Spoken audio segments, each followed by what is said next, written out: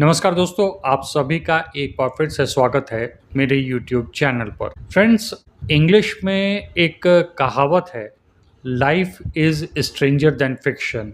यानी कि साधारण भाषा में कहूँ तो ज़िंदगी कभी-कभी ऐसे रंग दिखाती है जो हमारे कल्पना से परे होता है। जी हाँ, एक तरफ देश भर में लाखों रियल मनी गेमिंग यानी कि RMG players, regulation, GST dispute और इंडस्ट्री अनसर्टिनिटी के बीच अपने फ्यूचर और सर्वाइवल को लेकर परेशान है, तो वहीं दूसरी तरफ ड्रीम 11 से 1 करोड़ रुपए जीतने वाला एक युवक अब रहस्यमय मौत की खबरों में है।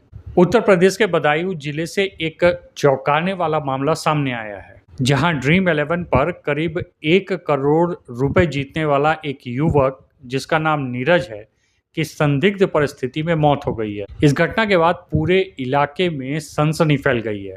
परिवार ने नीरज की मौत को सामान्य मानने से इनकार करते हुए हत्या की आशंका जताई है और आरोप लगाया है कि पैसों के विवाद के कारण उसकी जान ली गई। मीडिया रिपोर्ट्स के अनुसार नीरज बदायूं जिले के जरीफनगर थाना क्षेत्र के दानपुर गांव का रहने वाला था। करीब 1 साल पहले उसने online fantasy gaming platform dream 11 पर लगभग 1 करोड़ रुपए की प्राइज मनी को जीतकर इलाके में काफी सुर्खियां बटोरी थी। गांव से लेकर सोशल मीडिया तक उसकी चर्चा होने लगी थी और लोग उसके अचानक किस्मत बदल जाने की मिसाल दिया करते थे।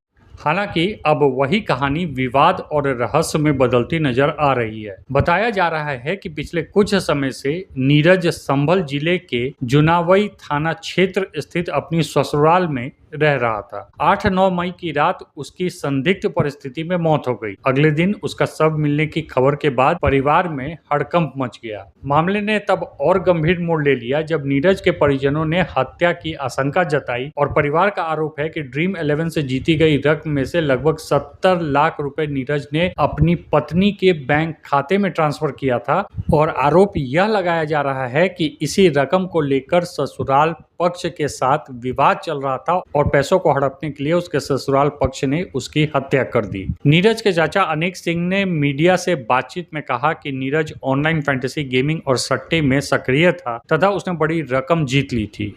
उनका भी यह दावा है कि ससुराल पक्ष की नज़र उसी रकम पर लगी थी जो उसने ड्रीम 11 से जीता था। हालांकि अब तक इन आरोपों की आधिकारिक पुष्टि नहीं हुई है और जांच जारी है।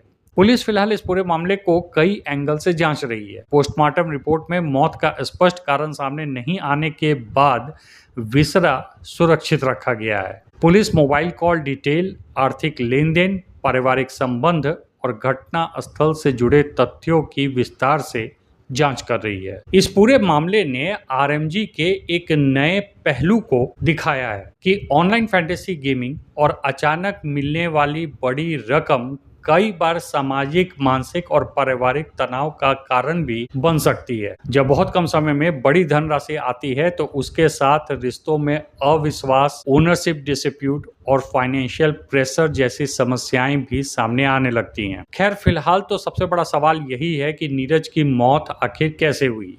क्या यह सामान्य मौत थी, आत्महत्या थी या किसी बड़ी साजिश का हिस्सा? इसका जवाब जब पुलिस जांच, फॉरेंसिक एनालिसिस और विसरा रिपोर्ट आने के बाद ही साफ हो पाएगा और इसमें कोई दो राय नहीं है कि यह एक बेहद दुखद घटना है। आशा करता हूं पुलिस इन्वेस्टिगेशन के बाद इस रहस्य पर से जल्द पर्दा उठ जाएगा।